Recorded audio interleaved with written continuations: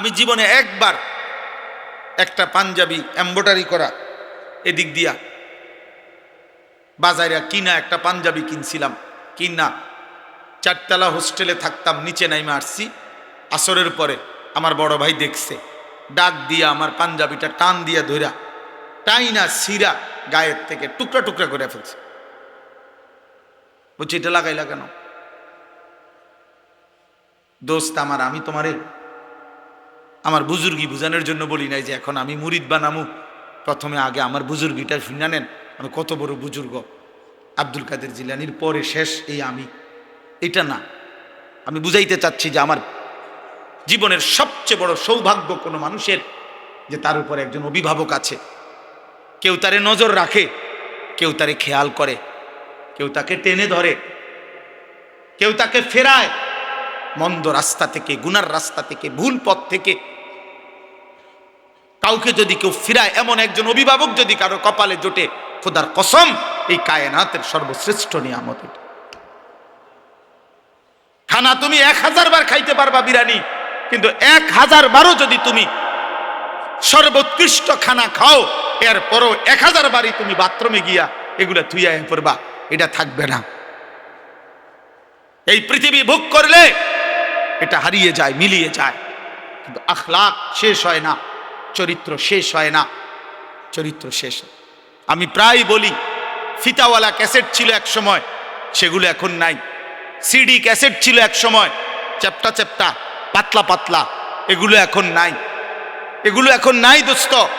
এরকম বহু প্রযুক্তি আগে ছিল, সেগুলো এখন নাই, ওইগুলো তো হারিয়ে গেছে। কিন্তু ওইগুলোর মাধ্যমে ওই ফিতাওয়ালা ক্যাসেটে যত গান ছিল, যত নারীর গান ছিল, ভিডিও ক্যাসেটের মধ্যে যত নর্তকীর নাচ ছিল, ওই নাফরমান পুরুষ আর নারী যদি তওবা করে না থাকে, তাহলে গুনাহ কিন্তু কোনো দিন মুছবে না। হাসরের ময়দানে বাম কাদের ফেরেশতা আমল নামার মধ্যে ওগুলা লেখা দেখাবে। হতে পারে তোমার 25,000 টাকা দামের মোবাইল হারায় যাবে, হতে পারে ফেসবুক থাকবে না, হতে পারে ইউটিউব থাকবে না, কিন্তু রাত জেগে জেগে যে গুনাহ করছো, নারী দেখছো, ছবি দেখছো, উলঙ্গ নাচ দেখছো, খোদার কসম দোস্ত, বাম কাঁধে ফেরেশতা এগুলা লিখছে, আর এগুলো তো মুছবে না। তওবা না করলে, আল্লাহ মাফ না করলে এগুলো তো মুছবে না। হাসরের ময়দানে ওয়ালাদাইনা কিতাবুন ইয়ানতিকু বিল হক ওয়া হুম লা ইউজলামুন, আল্লাহ বলে হাসরের ময়দানে আমার সামনে তোমার আমল নামার খাতা, আমল নামার বই, ইয়ানতিকু, তোমার আমল নামার বই অটোমেটিক কথা বলবে, তোমার পৃষ্ঠা আমি আল্লাহর সামনে কথা বলবে, কোনো জুলুম করা হবে না। তোমার নেকির হিসাবেই তোমার হিসাব, তোমার গুনার হিসাবেই তোমার হিসাব হবে। আমার দিন, আমার শরীয়ত কতটুকু মানছেন? তাহলে নবী সাল্লাল্লাহু আলাইহি সাল্লামকে আল্লাহ তাআলা বলছেন যে আপনি আপনার নিজের প্রতি শতভাগ নজর রাখবেন, নিজের প্রতি। ওয়াহাররিদিল মুমিনিন, আর সমস্ত মুমিনদেরকে উৎসাহিত করতে থাকুন আল্লাহর পথে। বাকি নিজের ব্যাপারে ঈমান, আমল, হালাল হারাম, আদেশ নিষেধ, আল্লাহর হুকুমের ব্যাপারে এক জাররা পরিমাণও কোনো রকমের অবহেলা করবেন না। কোরআনুল কারীমের মধ্যে আল্লাহ তাআলা বলছেন,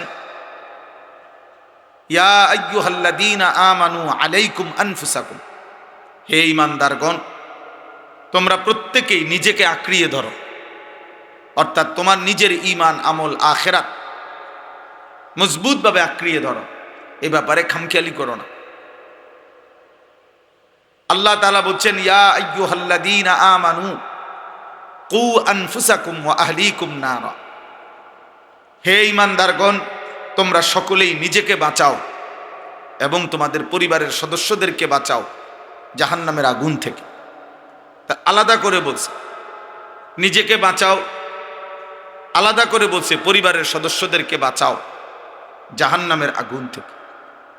অর্থ হলো, যদি কখনো এমন হয় যে তোমার পরিবারের সদস্যরাও তুমি বাঁচাইতে পারলা না, তবুও নিজেকে আলাদা করে বলে রাখছে, তোমার নিজেকে হলেও জাহান্নামের আগুন থেকে বাঁচাও। কোরআনুল কারীমে আল্লাহ বলছেন, ওয়া'মুর আহলাকা বিস-সালাহ ওয়াসতাবির আলাইহা, আপনি আপনার পরিবারের সদস্যদেরকে নামাজের আদেশ করুন এবং নিজেও ওয়াসতাবির আলাইহা, নামাজের উপরে নিজে মজবুত থাকুন। তাহলে এই কথার দ্বারা স্পষ্ট বোঝা গেল যে নিজেকে ভুলে যাওয়া, নিজেকে ভুলে যাওয়া, আমার ঈমান, আমার আমল, আমার আখেরাত, আমার হালাল হারাম, আমার পাক নাফাক, আমি আল্লাহর হুকুম আদেশ নিষেধ, এটা ভুলে যাওয়া, এটা নিতান্ত বোকামি আর আহমকি ছাড়া আর কিছু না। নবীজি সাল্লাল্লাহু আলাইহি সাল্লামের একজন বিখ্যাত সাহাবী ছিলেন হুযাইফা রাদিয়াল্লাহু তাআলা আনহু। তিনি একদিন নবীজিকে জিজ্ঞেস করছিলেন, ইয়া রাসূলুল্লাহ, জীবন চলার পথে যদি আমি আল্লাহর পথে চলতে গিয়ে যদি কাউকে না পাই তখন আমি কি করব? আল্লাহর নবী সাল্লাল্লাহু আলাইহি ওয়াসাল্লাম বলছেন, ওয়ালাউ আন তাআদ্দা বিআসলি শাজারাতিন হাত্তা ইউদরিকাকাল মাউত ওয়া আনতা আলা যালিক, তুমি প্রয়োজনে মৃত্যু আসা পর্যন্ত একা গাছের গোড়ালি শিকড় মারির দাঁত দিয়া কামড়াইয়া ধরে রাখবা, তবুও তুমি আল্লাহর দ্বীনের উপরে থাকবে, একাই। তাহলে এই জন্য আমি প্রথমে কথাটা বললাম।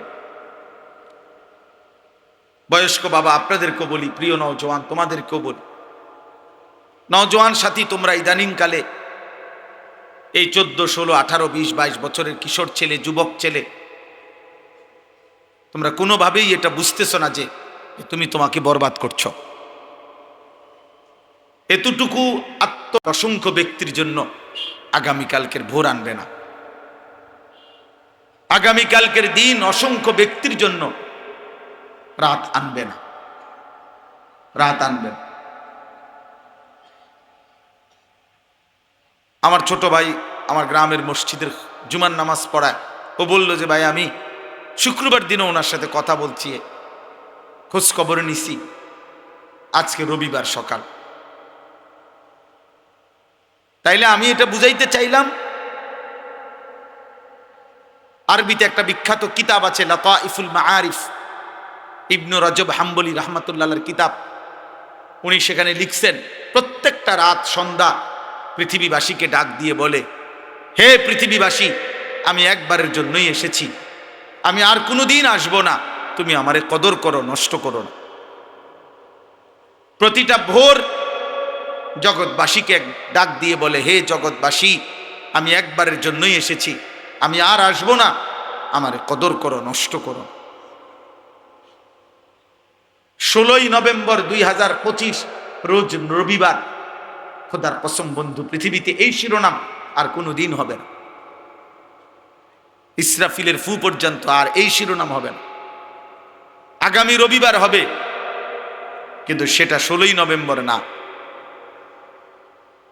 আগামী বছর 16ই নভেম্বর হবে, কিন্তু সেটা 2025 না, 2026। তার মানে হুবহু এই শিরোনাম আর হবে না, এই রাত আর হবে না। আজকের মাগরিবের ওয়াক্ত আর কোনোদিন হবে না, আগামীকালকের মাগরিবটা আগামীকালকের মাগরিবের ওয়াক্ত, আজকের এশার ওয়াক্ত আর কোনোদিন হবে না, আজকের জোহরের ওয়াক্ত আর কোনোদিন হবে না। সারা দিনে এক ওয়াক্ত নামাজ যারা পড়লা না সারা দিন, তুমি মুসলমানের ঘরে জন্ম নিছ?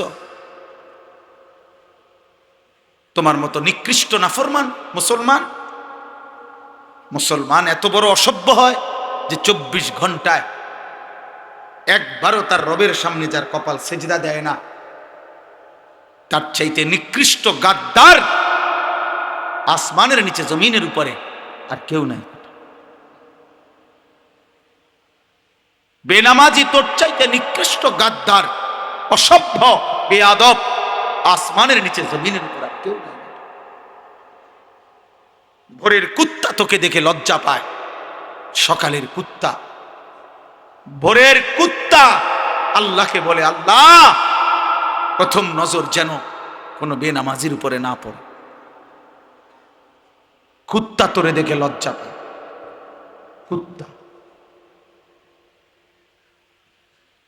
সমবয়সী কিছু অসৎ দুষ্ট, তোমার সমবয়সী কিছু চরিত্রহীন সারা বাস্তব তোমরা দেখো, যারা মোবাইল, নারী, ছবি আর এই চুলের এই বেহুদা মুশরিকের ফ্যাশন নিয়ে ঘুরো, তোমার সামান্য কিছু বন্ধু সমবয়সী ছাড়া খোদার কসম এই কায়নাতের কোনো কেউ তোমার দিকে তাকায় না।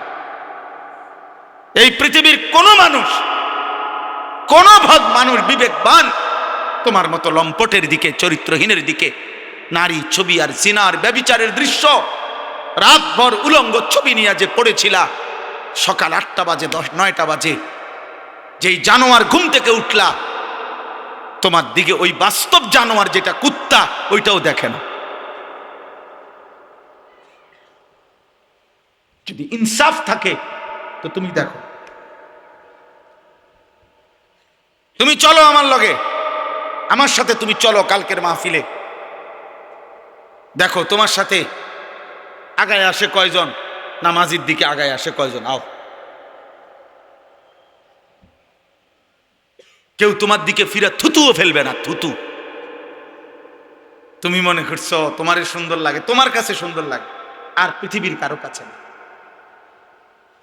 অথবা তোমার সামান্য, তোমার মতো আরেকজন অসৎ, তোমার মতো আরেক চরিত্রহীন, যার কপালে সেজদা নাই, তোমার মতো আরেক গাদ্দার, যে গাদ্দার তোমার সাথে একই রকম। এই ছাড়া আর কেউ, এই ছাড়া আর কেউ না।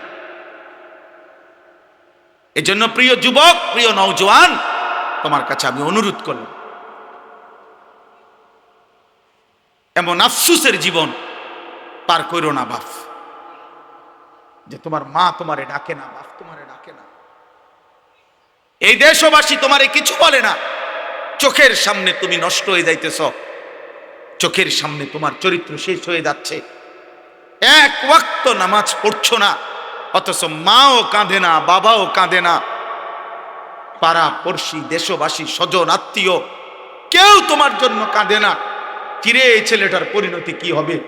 ও যে আল্লাহ চেনে না, নামাজ চেনে না, তার শরীরের মধ্যে কোনো পাক পবিত্রতা নাই, পেশাব করে পানি নেয় না, ঢিলা নেয় না, টয়লেট পেপার ব্যবহার করে না, কি দেখে, কি খায়, কি ঘুমায়, চেহারা কি, শরীর কি, চুল এটা কার মতো, প্যান্ট এটা কার মতো, গেঞ্জি এটা কার মতো।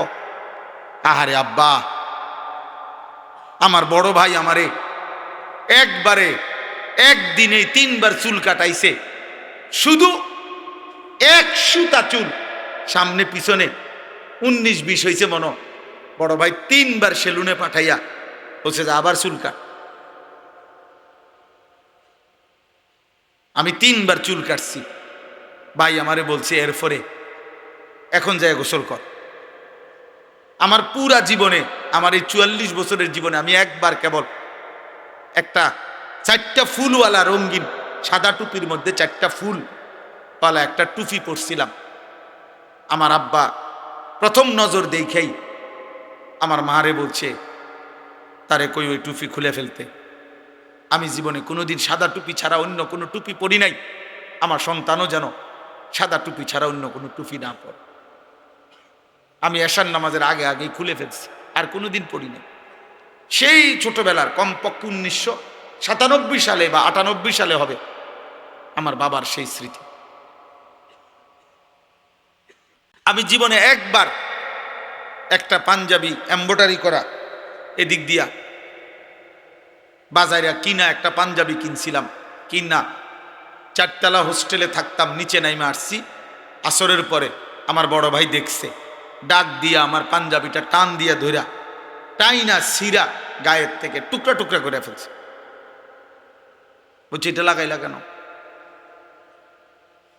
দোস্ত আমার, আমি তোমারে আমার বুজুর্গি বুঝানোর জন্য বলি নাই যে এখন আমি মুরিদ বানামু, প্রথমে আগে আমার বুজুর্গিটা শুনে নেন, আমি কত বড় বুজুর্গ, আব্দুল কাদের জিলানির পরে শেষ এই আমি, এটা না। আমি বুঝাইতে চাচ্ছি যে আমার জীবনের সবচেয়ে বড় সৌভাগ্য কোনো মানুষের যে তার উপরে একজন অভিভাবক আছে, কেউ তারে নজর রাখে, কেউ তারে খেয়াল করে, কেউ তাকে টেনে ধরে, কেউ তাকে ফেরায় মন্দ রাস্তা থেকে, গুনার রাস্তা থেকে, ভুল পথ থেকে।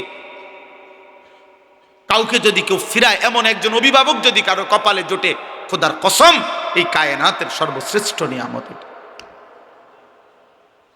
খানা তুমি 1000 বার খাইতে পারবা বিরিয়ানি, কিন্তু 1000 বারও যদি তুমি সর্বোৎকৃষ্ট খানা খাও, এরপরও 1000 বারই তুমি বাথরুমে গিয়া এগুলা থুইয়া পড়বা, এটা থাকবে না। এই পৃথিবী ভোগ করলে এটা হারিয়ে যায়, মিলিয়ে যায়, কিন্তু আখলাক শেষ হয় না, চরিত্র শেষ হয় না, চরিত্র শেষ।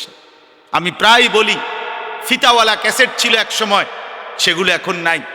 সিডি ক্যাসেট ছিল এক সময়, চ্যাপ্টা চ্যাপ্টা, পাতলা পাতলা, এগুলো এখন নাই, এগুলো এখন নাই দোস্ত। এরকম বহু প্রযুক্তি আগে ছিল, সেগুলো এখন নাই, ওইগুলো তো হারিয়ে গেছে। কিন্তু ওইগুলোর মাধ্যমে ওই ফিতাওয়ালা ক্যাসেটে যত গান ছিল, যত নারীর গান ছিল, ভিডিও ক্যাসেটের মধ্যে যত নর্তকীর নাচ ছিল, ওই নাফরমান পুরুষ আর নারী যদি তওবা করে না থাকে, তাহলে গুনাহ কিন্তু কোনো দিন মুছবে না। হাসরের ময়দানে বাম কাদের ফেরেশতা আমল নামার মধ্যে ওগুলা লেখা দেখাবে। হতে পারে তোমার 25,000 টাকা দামের মোবাইল হারায় যাবে, হতে পারে ফেসবুক থাকবে না, হতে পারে ইউটিউব থাকবে না, কিন্তু রাত জেগে জেগে যে গুনাহ করছো, নারী দেখছো, ছবি দেখছো, উলঙ্গ নাচ দেখছো, খোদার কসম দোস্ত, বাম কাঁধে ফেরেশতা এগুলা লিখছে, আর এগুলো তো মুছবে না। তওবা না করলে, আল্লাহ মাফ না করলে এগুলো তো মুছবে না। হাসরের ময়দানে ওয়ালাদাইনা কিতাবুন ইয়ানতিকু বিল হক ওয়া হুম লা ইউজলামুন, আল্লাহ বলে হাসরের ময়দানে আমার সামনে তোমার আমল নামার খাতা, আমল নামার বই, ইয়ানতিকু, তোমার আমল নামার বই অটোমেটিক কথা বলবে, তোমার পৃষ্ঠা আমি আল্লাহর সামনে কথা বলবে, কোনো জুলুম করা হবে না। তোমার নেকির হিসাবেই তোমার হিসাব, তোমার গুনার হিসাবেই তোমার হিসাব হবে। এজন্য প্রিয় যুবক, তোমারে কেউ ডাকে না, তোমারে কেউ ফিরায় না। তোমার নারী, ছবি, মোবাইল, গান, বাদ্য, নৃত্য, অশ্লীলতা, বেহায়াপনা, চুল, চেহারা মুশরিকের মতো কেউ তোমারে ডাকে না, বলে না, কিছু বলে না। খোদার কসম, এটারে তুমি সফলতা মনে করো না, এটা তোমার জীবনের সবচেয়ে বড় লাঞ্ছনা, এটা তোমার জীবনের বড় ব্যর্থতা। তোমার কোনো অভিভাবক নাই, তোমার জীবনের বড় আফসোস। তুমি মুসলমানের ঘরে জন্ম নিয়া তোমার এই সেজদার কথা কেউ বলে না।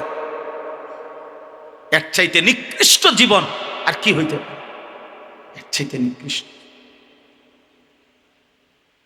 এর চাইতে বদনসিব আর কি হইতে পারে? তুমি ভাবো ভাই, আমি ভাবো, বাবারা সবাই ভাবেন, আল্লাহ তাআলা এই হাত, এই কান, এই নাক, এই কান, এই চোখ, এই জিহ্বা, এই ঠোঁট, এই পা, শরীরের সব অঙ্গ দিয়ে দুনিয়াবি উপার্জন মানুষ করে, কোনো না কোনো কামাই রোজগারি করে মানুষ, দুনিয়াবি উপার্জনের কাজে লাগে। কিন্তু খেয়াল করলে দেখবেন মানুষের এই কপাল, এইটা পৃথিবীর উপার্জনের কোনো কাজে লাগে না। এই কপাল দিয়া কেউ কিছু ধরে না, কেউ ঠেলা দেয় না, কেউ টাইনা আনে না, কপালের মধ্যে কিচ্ছু এগুলো কাজে লাগে না। ব্রেন খাটায়, হাত দিয়া ধরে, চোখ দিয়া দেখে, কান দিয়া শুনে, জিহ্বা দিয়া স্বাদ নেয়, নাক দিয়া গন্ধ শুকে, পাও দিয়া হেঁটে যায়, অন্তর দিয়া ভাবতে থাকে, কিন্তু কপাল দিয়া তেমন দুনিয়াবি উপার্জনের কোনো কাজ করে না। তাহলে কপাল এটা আল্লাহ কেন দিলেন? কপাল এটা দিয়া বাহ্যিক পৃথিবীর কোনো কাজ হয় না, অথচ আল্লাহ এই কপাল কেন দিলেন? খোদার কসম, আল্লাহ বলছে, বান্দা সারা অঙ্গ দিয়ে তুমি দুনিয়া সাজাও, কপাল শুধুই আমি আল্লাহ সেজদার জন্য বানাইছি। কপাল শুধুই সেজদা দিবা, সেজদা। এজন্য কপালকে আল্লাহ বানাইছেনই সেজদার জন্য। এজন্য সেজদা কাকে বলে তুমি বুঝি গাও, তোমরা নওজোয়ান আলেমকে সেজদাই বলে কাকে? ওয়াদউল জাবহাতে আলাল আরদ, জমিনের উপরে কপাল রাখা, এটারে কয় সেজদা। সেজদা মানেই হলো কপাল রাখা। কোথায় বলে না, কোথায়? এই জন্য দোস্ত এটা মনে রাখবে, ইবলিস শয়তান আল্লাহ হুকুমে সেজদা দেয় নাই, একটা সেজদা, একবার শুধু কপাল নামায় নাই। আল্লাহ বলছে ফখরুজ ফা ইন্নাকা রাজিম, কোরআন শরীফের আয়াত। আল্লাহ বলছে বের হ বেঈমান, বাইরো বাইরো থেকে, আজকের থেকে ফা ইন্নাকা রাজিম, ইবলিস আজকের থেকে তুই অভিশপ্ত। রাজিম, রাজিম, আউযু বিল্লাহি মিনাশ শাইতানির, বলে না রাজিম। فإذا قرأت القرآن فاستعذ بالله من الشيطان الرجيم। আল্লাহ বলছে রাজিম, তুই সেজদা দিলি না, এই বেঈমান, আল্লাহ বলছে তুই অভিশপ্ত। অভিশপ্ত মানে কি জানো? রাজিম মানে হলো এমন সত্তাকে বলে, এমন অস্তিত্বকে রাজিম বলে, এমন ব্যক্তিকে রাজিম বলে যে মূলত পাথর মারার উপযুক্ত, যাকে পাথর মারা উচিত, যাকে প্রতিনিয়ত পাথর মারা উচিত, এমন অভিশপ্ত ব্যক্তিকে বলে রাজিম। এই জন্য ইসলামী শরীয়তের একটি বিধান, শরীয়তের একটা শাস্তি হলো, কোনো পুরুষ বিবাহিত হয়ে যদি স্ত্রী ব্যতীত অন্য নারীর সাথে জিনা করে, কোনো বিবাহিত নারী যদি আপন স্বামী ব্যতীত অন্য পুরুষের সাথে জিনা করে, তাহলে শরীয়তে শাস্তি হলো তাকে রজম। রজম মানে পাথর মেরে হত্যা করা, তারে পাথর মাইরা হত্যা করো। আল্লাহ বলছে এই রজম যেই শব্দ তাফসিরে আছে, রাজিম ওই একই শব্দ, অর্থাৎ শয়তান এতটা অভিশপ্ত যে সে মূলত প্রতি সেকেন্ড পাথর মারার উপযুক্ত, তাকে পাথর মারা উচিত, পাথর মারা। এই জন্য প্রত্যেক বছর হাজি সাহেবরা প্রতি বছর হজ্জের মধ্যে 3 দিন টানা 30 লক্ষ হাজি আল্লাহর হুকুমে 3 দিন টানা শয়তানকে অনবরত পাথর মারে, পাথর মারে। এজন্য আল্লাহ সেদিন বলছে সেজদা দিলি না, ফখরুজ ফাইন্নাকা রাজিম। সেজদা না দেওয়ার কারণে আজকের থেকে তুমি রাজিম, তোকে মূলত পাথর মারা উচিত। এবার তুমি বলো, তোমার পরিচয় তুমি বলো। ও যদি হয় রাজিম সেজদা না দেওয়াতে, তো তুমি সেজদা না দেওয়াতে কি? তুমি বলো আব্বা, বলো। চুল ফিরাও, হ্যাঁ বইয়া বইয়া কেবল চুল ফিরাও। তোমারে বেঈমানে মাতাল বানায়া প্রতিবন্ধী বানায় দিছে। তুমি এইখানে, এখন এখানে যদি আমি একটা ছেলেরে দাঁড় করাই, কোনো এক মানুষ যদি এখানে দাঁড়াইয়া হে যদি তার বাম হাতটা এরকম করে, মনে করো 5 মিনিট যদি এরকম করে, বাকিরা কি বলবে? মা পাগল, এটা এরকম করে, বলবে কি না? তো তুমি কে চুলের এরম করো? তুমি যে একটু পরপর চুলের এমন করো, তো তুমি পাগল না ছাগল? হ্যাঁ, তুমি মাতাল না?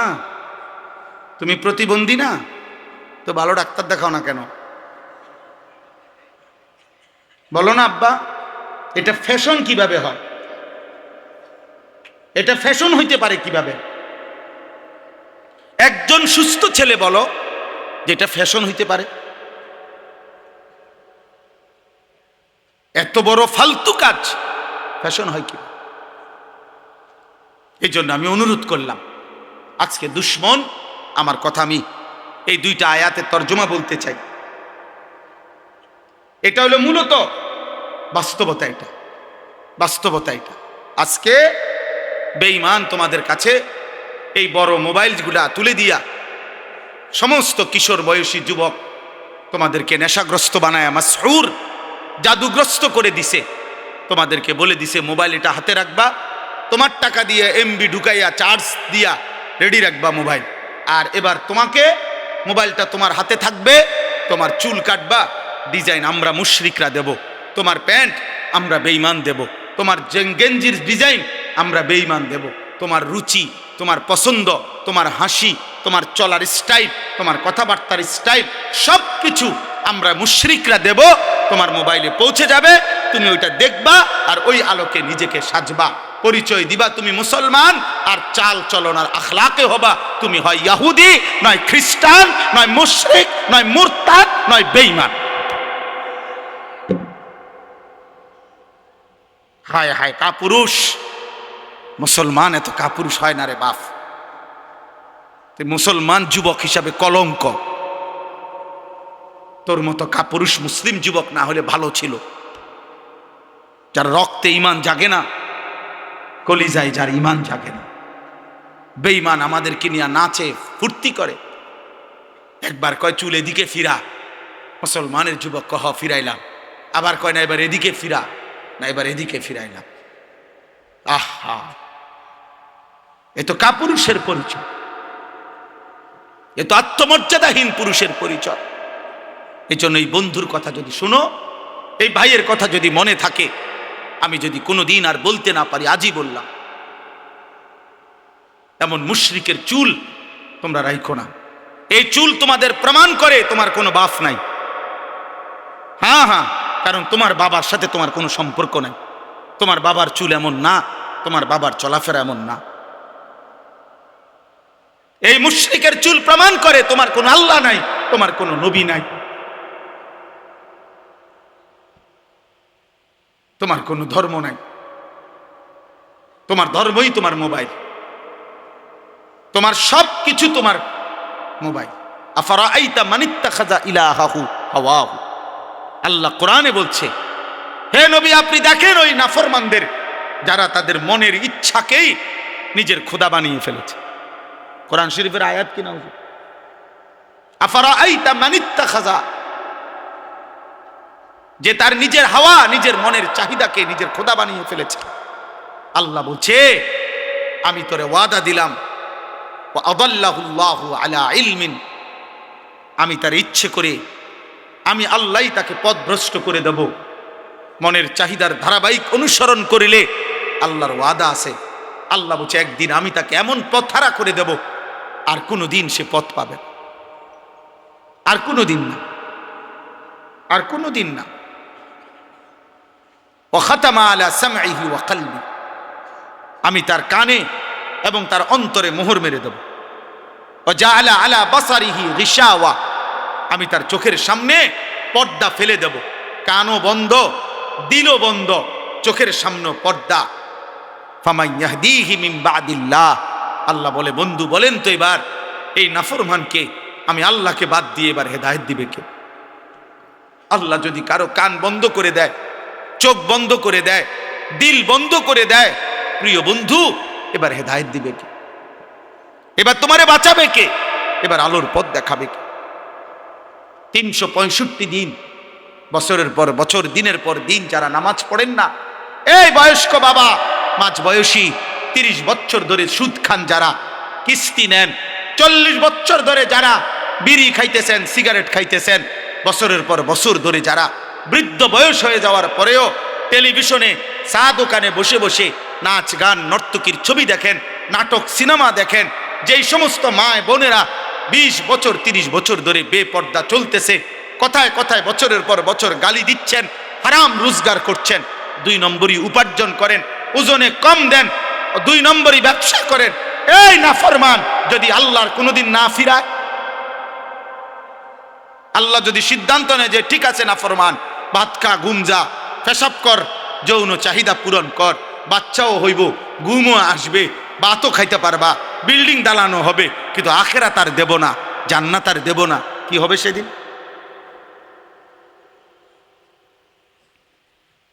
ওয়ালা তাকুনু কাল্লাযীনা নাসুল্লাহ ফাআনসাহুম আনফুসাহুম। এই যে কোরআনের আয়াত, আল্লাহ বলে, মুমিন আমি আল্লাহকে এই পরিমাণ ভুলে যেও না। বেশি দিন ভুলে গেলে বান্দা, একদিন আমি নিজেই তোমাকে তোমার আত্মপরিচয় ভুলিয়ে দেব। ফাআনসাহুম আখিরাতাহুম ফাআনসাহুম মাসালিহাহুম, আল্লাহ বলেন আমি তোমার কবর, হাসর, আখিরাত, মিজান, ফুলসিরাত ভুলিয়ে দেব। আর কোনোদিন মনে পড়বে না তুমি মরবা, আর কোনোদিন মনে পড়বে না তোমার কবর হবে, আখিরাত হবে। অথচ তুমি ভুলে গেলেও তোমার মৃত্যু হবে, হবে না? কথা বলে না? কেউ ভুলে গেলে মৃত্যু হয় না, কেউ না বুঝলে তার মৃত্যু হয় না, কেউ অসুস্থ হলে তার মৃত্যু হয় না। সুখে থাকলেও মরে যাবেন, দুঃখে থাকলেও মরে যাবেন, হাসলেও মৃত্যু হবে, কাঁদলেও মৃত্যু হবে। তবে হারাম থেকে বাঁচেন, গুনাহ থেকে বাঁচেন, গুনাহ থেকে বাঁচেন। এক মুমিনের প্রথম ডিউটি গুনাহ থেকে বাঁচা, দ্বিতীয় ডিউটি আল্লাহর হুকুম পালন করা। এটারে বলে তাকওয়া, তারকুল মুনকারাত, ফি'লুল খায়রাত। আগে হইল গুনাহ বর্জন, এরপরে হইল আদেশ পালন। আগে হইল ক্ষতিকারক জিনিস যেটা, এটা সরানো, এরপরে হলো উপকারী জিনিস আনয়ন করা। দাফউল মুদাররাতি মুকদ্দামুন আলা জালবিল মানফাআ, আরবি ভাষার প্রবাদ, গুরুত্বপূর্ণ মূলনীতি। আগে ক্ষতি সরাও, এরপরে উপকার আনো। আগে গ্রিলে ঝংকার রং দিবে, আগে ঝংকার সিরিজ কাগজ দিয়া ডইল্লা আগে ঝংকার সরাও যে সমস্ত পুরাতন, এরপরে রং লাগাও। আগে কুত্তা সরাও, এরপরে ভিক্ষা দাও। বাংলা ভাষায়, বাংলা ভাষায় বলে যে ভিক্ষা থাক, কুত্তা সামলাও। চাল দিয়ে নাম নেই, আপনি কুকুরটা সরান। আগে গুনাহ বর্জন করো। ইত্তাকিল মাহারিম তাকুন আবাদান নাস। নবী সাল্লাল্লাহু আলাইহি সাল্লাম বলছে গুনাহ ছাড়ো, তুমি হবে সর্বশ্রেষ্ঠ ইবাদতওয়ালা বান্দা। নবীজি বলছে ফাত্তাকুদ দুনিয়া ওয়াত্তাকুন নিসা, দুনিয়ার ধোঁকা থেকে বাঁচো, নারীর ধোঁকা থেকে বাঁচো, নারীর ধোঁকা থেকে বাঁচো। আল্লাহর নবী সাল্লাল্লাহু আলাইহি সাল্লাম বলছেন, আল্লাহ কোরআনে বলছেন ওয়াদারু যাহিরাল ইসমি ওয়া বাতিনা, হে আমার বান্দা প্রকাশ্য গোপন সব গুনাহ থেকে বাঁচো, ছেড়ে দাও। ওয়ালা তাকরাবুল ফাওয়াহিশা মা যাহারা মিনহা ওয়া মা বাতান, আল্লাহ বলছে বান্দা